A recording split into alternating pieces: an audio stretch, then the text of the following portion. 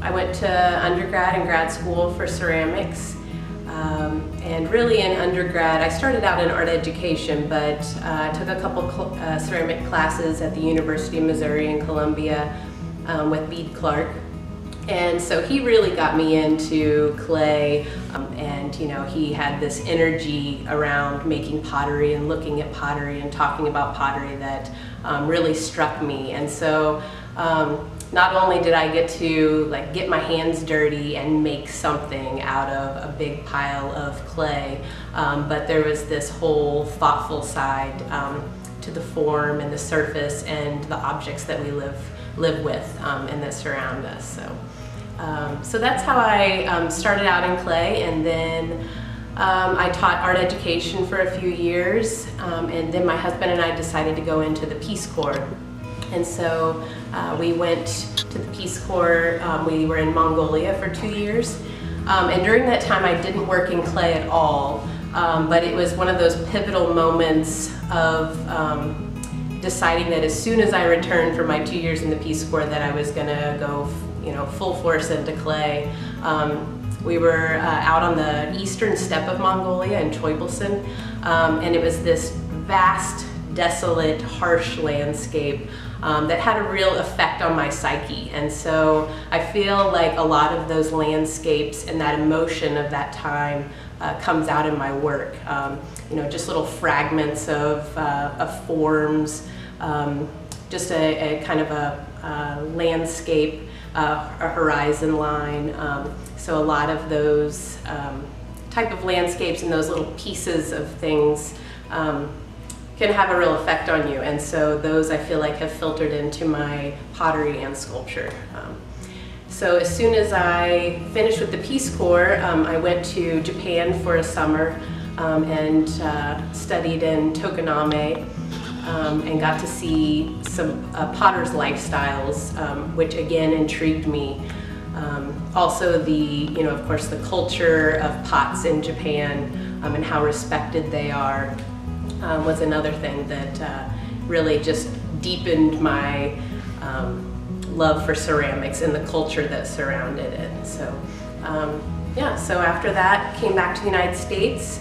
Kind of a quick fast forward, popped out to Oregon, lived a few years, worked with Hiroshi Ogawa, and he had a wood kiln, which I had interest in wood firing from my undergrad days with Bede. And I worked with Tom Rohr at the community college out there. And so started really getting into clay then, and working towards developing a portfolio for graduate school. So went to Southern Illinois University, Edwardsville for grad school, and then ended up, again, kind of fast forwarding, into Kansas City. So here I am now. Working with clay is equally as important to kind of the emotional aspects that clay objects can bring for me. So being able to get my hands into the clay and kind of cut and rip and texturize it and kind of create the form during those acts. So really accentuating what clay is and how it cracks and how it can be kind of pressed into any shape, but really making it look like its inherent properties. So a lot of the pieces that I make are hand built. I press in different size grogs, sometimes sand, a crushed granite in a lot of the pieces into the surface that'll sometimes kind of soften out but leaves a little bit of texture and just kind of heavy raised areas on the edges, but adding that texture, adding those materials really helps in the forming of the piece. So certain plates that I'll press granite into the edges, and then I'll use a sandbag to press the form from the interior out, and so that edge breaks with the granite pressed into that surface. So another process that I use, on some of my landscape vases, I'll use a really soft porcelain clay and hand build the form and kind of rip and tear at the top edges to get that kind of natural edge.